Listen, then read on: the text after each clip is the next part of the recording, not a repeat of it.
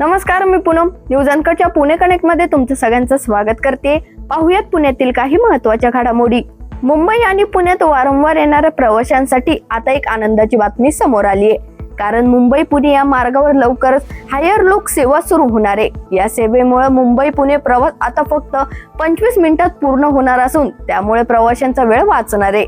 तरी भारतातील पहिली हायर लुक सेवा महाराष्ट्रातील मुंबई आणि पुणे या दोन शहरांदरम्यान सुरू होणार आहे आणि महाराष्ट्र राज्यातील शहरांमध्ये नियमितप्रमाणे प्रवाशांची संख्या जास्त असते।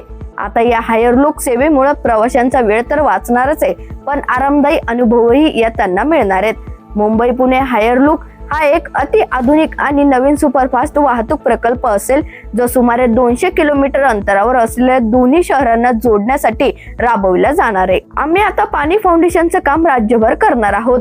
पुढच्या वर्षीपासून आम्ही पूर्ण महाराष्ट्रात हे काम करू, अशी घोषणा अभिनेता आमिर खाननं केली आहे। काही मोजक्या गावांमध्ये नाही तर आता राज्यभरातील अनेक गावांमध्ये पाणी फाउंडेशनचं तुफान पुन्हा येणार असून मुख्यमंत्री देवेंद्र फडणवीस यांच्या हस्ते या नव्या उपक्रमाचा शुभारंभ पुण्यात करण्यात आलाय।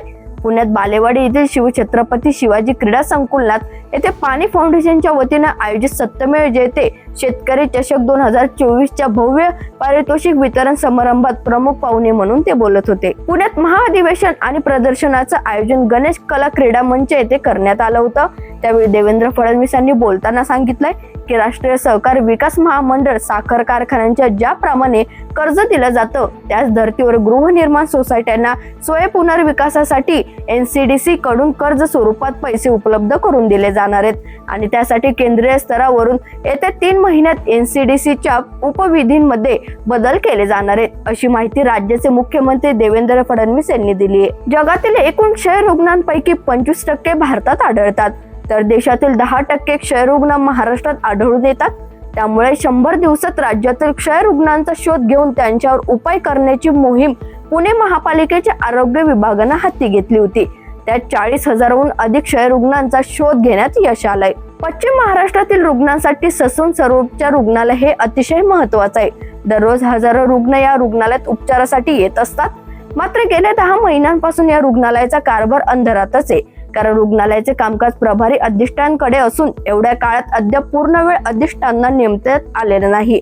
आणि विशेष म्हणजे वैद्यकीय शिक्षण राज्यमंत्री माधुरी मिसाळ या पुण्यातील असतानाही याकडे दुर्लक्ष होत असल्याचं आता बोललं जात आहे। महिला किसान अधिकार मंच आणि सोपोकॉम तर्फे आयोजित भविष्य पेरणारे या कला महोत्सवात महिला शेती आणि काम या विषयावर बोलताना पी साईनाथ यांनी म्हटलंय की लाडकी बहीण योजनेच्या नावाखाली महिलांना 5 वर्षातून एकदा पैसे दिले जातात। निवडणुका संपल्या की पैसे मिळणंही बंद होतं। लाखो महिलांची नावही यात योजनेतून वगळण्यात आली आहे। वृद्ध महिलांना सेवानिवृत्ती वेतन मिळतं म्हणून पैसे देण्यात आले नाही। लाडकी बहीण केवळ निवडणुकीपुरतीच होती, असं परखड मत पी साईनाथ यांनी काल व्यक्त केलंय। भगतसिंग विचार मंचांच्या वतीनं आयोजित महाराष्ट्र नास्तिक मेळाव्यात शुभम करोती बौद्ध वंदना ते नास्तिक या विषयांवर योगेश गायकवाड यांनी बोलताना म्हटलंय की नास्तिकता हा विवेकी विचारांकडे जाण्याचा प्रवास आहे, असं मत सृजनशील दिग्दर्शक योगेश गायकवाड यांनी रविवारी व्यक्त केलंय। मात्र ज्यांना सर्वाधिक गरज आहे अशा वंचित समाजानं नास्तिकतेच्या दिशेने जाण्यासाठीचे प्रयत्न करायला हवेत। नास्तिकतेमध्ये जातीची उतरण निर्माण होता कामा नये अशी अपेक्षाही त्यांनी बोलून दाखवली। नागपूरमध्ये नुकत्याच घडलेल्या हिंसक प्रकाराच्या पार्श्वभूमीवर उरळी कांचन व परिसरात सतर्कतेचा इशारा देत पोलीस प्रशासनानं रस्त्यावर उतरून नागरिकांच्या मनात सुरक्षिततेचा विश्वास निर्माण करण्याचा प्रयत्न केलाय। आगामी विविध सणांच्या पार्श्वभूमीवर कोणताही अनुचित प्रकार घडू नये यासाठी उरळी कांचन पोलीस ठाण्याचे वरिष्ठ पोलीस निरीक्षक शंकर पाटील यांच्या नेतृत्वाखाली पोलिसांनी शहरातील संवेदनशील भागांमध्ये प्रभावी रूट मार्च काढला होता। महसूल प्रशासनातील कर्तव्य दक्षता महिला अधिकारी PMRDच्या अपर जिल्हाधिकारी स्नेहल रवींद्र बर्गे यांचं अल्पशा आजारानं निधन झालंय।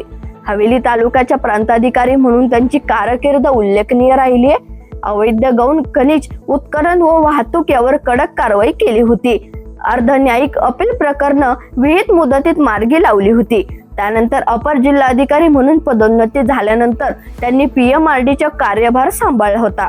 न्हावरा तळेगाव रस्त्यावर न्हावरा येथे कंटेनर आणि मोटार यांच्यात झालेल्या भीषण अपघातात वडील आणि मुलीसह 3घांचा मृत्यू झालाय, तर एक महिला गंभीर जखमी झाली आहे। रविवारी रात्री 8:30च्या सुमारास ही दुर्घटना घडली असून कैलास कृष्णाजी गायकवाड गौरी कैलास गायकवाड तसेच गणेश महादेव निर्लेकर हे मरण पावलेत, तर दुर्गा कैलास गायकवाड या गंभीर जखमी झाल्यात. या बातमीसह पुणे कनेक्ट मध्ये इथेच थांबूयात. पाहत राहा न्यूज अनकट.